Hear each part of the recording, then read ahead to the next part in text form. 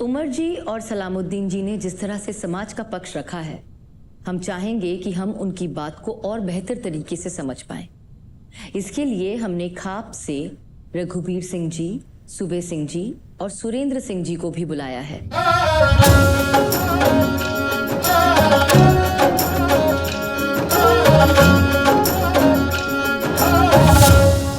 आप खाप के प्रधान हैं जी। आप ही के क्षेत्र, आपके समुदाय मेवाट से दो लड़कियां जिनके बारे में काफी बातचीत की गई है आज, जानिस्ता जी और बसमीना जी, उनके बारे में आपकी क्या राय है? जो जब सृष्टि की रचना ब्रह्मा जी ने की और मर्द बनाए उन्होंने, यदि इस तरीका का होता तो या तो औरत बना देते वो, या आदमी बना देते। आदमी को तो सृष्टि का सबसे समझदार इंसान माना जाता है, और आज इन्होंने वो काम कर दिया। जो इस तरीके से काम करेंगे फिर यह सृष्टि चलेगी आगे? सृष्टि तो खत्म हो जाएगी। ना तो अकेली औरत बच्चा पैदा कर सकती, ना आदमी पैदा कर सकता बच्चा।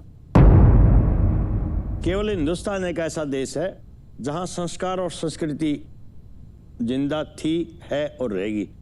और जो इस किस्म की नई बीमारी समलैंगिकता है, फिर कहाँ संस्कृति, कहाँ संस्कार, कहाँ फिर ये सृष्टि आवेगी? हम तो इस बात के पक्षधर नहीं बिल्कुल। देखो, हमारा भी यही कहना है कि जो रघुबीर सिंह जी ने कहा, आज उन लड़कियों को जिन्होंने इस तरह का ये अपनाया है, जिस चीज़ को उन्होंने अडॉप्ट किया है, वो तो चाहेंगे बस हर आदमी ऐसा अडॉप्ट करे। और जैसा इन्होंने बताया कि भी अगर वो सारे लोग ये अडॉप्ट कर लेंगे तो सृष्टि का अंत होने में तो 25-30 साल लगेंगे। उसके बाद तो सृष्टि का अंत हो जाएगा, क्योंकि जनरेशन तो बढ़ा ही नहीं की। तो हमारा ये कहना है कि जो उन बच्चियों ने ऐसा स्टेप उठाया है, वो समाज हित में नहीं है, संसार हित में नहीं है, मानव जाति के हित में नहीं है। हम ऐसे स्टेपों की निंदा करते। अच्छा, इवन हमारे सर्वोच्च न्यायालय ने भी थोड़ा बहुत इसको कहा कि ये ठीक है। देखिए, सर्वोच्च न्यायालय हमारा न्यायिक दृष्टि से सबसे बड़ा वो है, बट ये जरूरी नहीं है कि सर्वोच्च न्यायालय के अंदर हमारे जो जजेस बैठे हैं उनको भी शायद इस बात का, सारी बात लोगों का ना पता हो, क्योंकि कोर्ट में जाना, वहाँ रहना, कोठी पे चले जाना, उसके बाद उनको टाइम भी नहीं मिलता कि समाज के अंदर इसके प्रति कितने घृणा है। अगर उनको इस बात का घृणा का पता हो तो हो सकता है वो सेल्फ कॉग्निजेंस ले भी ले कि भी ये गलत है।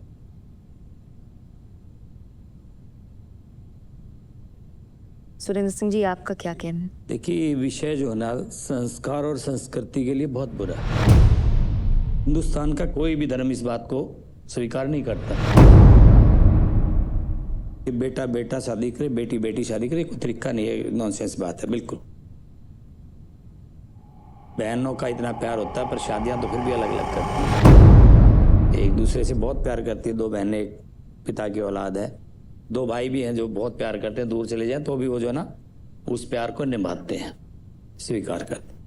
इसका ये मतलब तो नहीं जो इन बेटियों ने किया है। तो हर माता पिता को और उस क्षेत्र के सभी अग्रणी लोगों को यही कहना चाहूँगा इस एपिसोड के माध्यम से कि सबसे पहले अपने बच्चों को जो है ना संस्कार दीजिएगा, और जितना काम आप जी रोटी के लिए करते हैं उसका 20% भी अपनी औलाद के लिए, अपने भाई की औलाद के लिए, अपने परिवार के बच्चों के लिए अगर निकाल सको तो निकालो, ताकि वही संस्कार और वही रीति रिवाज हमारी परंपरागत रहें, जिससे समाज ही बचेगा। अपराध का कारण भी यही है, लिव इन वाला और इस तरह के। क्योंकि आप लोग तो मेट्रो सिटीज़ में बैठे हैं, बड़े सिटीज़ में, वहाँ तक आपकी पहुँच नहीं है जहाँ हम देखते हैं। शादी जो है वो माँ बाप की सहमति के बगैर नहीं होनी चाहिए, रजिस्टर्ड नहीं होनी चाहिए। बच्चा कोई भी शादी करता है कि हमारे उसके अंदर ये होता है कि भी जब हमारे at the time of Satpathy, जैसे सतपग कह लो या फेरे कह लो, जो पिताजी है वो अपनी, हम कहते हैं कि भी जाओ उसको कन्यादान दिया, ये सगन होता है, कन्यादान नहीं होता। कन्यादान तो वो होता है कि जब बाप अपनी बेटी का हाथ फीले करते उस वर्ग के हाथ में देता है कि मैं आज अपनी बेटी को आपको सौंप रहा हूं और आप इसको अपनी मान के चलना।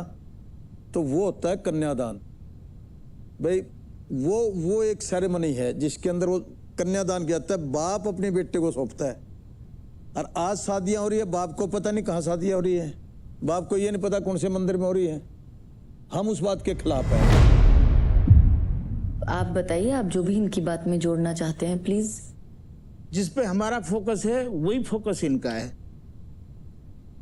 और अगर हम इनको परमिट करते हैं समलेगिंग को, तो मैं समझता हूं कि वो सभी समाजों के लिए, सबके लिए ये जो है नुकसान की बात है, पूरे नेचर के लिए नुकसान की बात है।